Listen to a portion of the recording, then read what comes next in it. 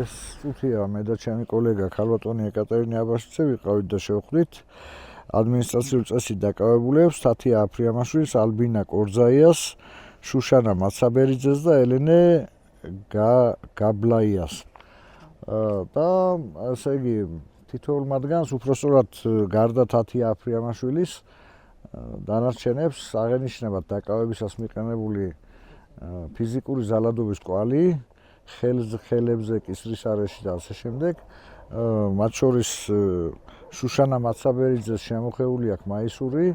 აშკარაა ზალადობის კვალი და ესე იგი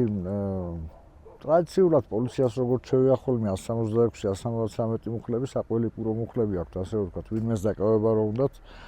ყველაფერზე რომ მიდის ისეთი მუხლებია ეს და ამით აყავთ დაკავებულები, დანარჩენს ახლა ჩვენი კოლეგები განაგრძობენ, თბილისში ჩატარდება ბუნებრივია მათი სასამართლო და მათი ასე ვთქვათ, მათ მიმართ გამოტანილი გადაწყვეტილება თბილისის საქალაქო სასამართლოს პრეროგატივაა და იქ უკვე ჩვენი კოლეგები მიიღებენ ბუნებრივია ამ პროცესში მონაწილეობას.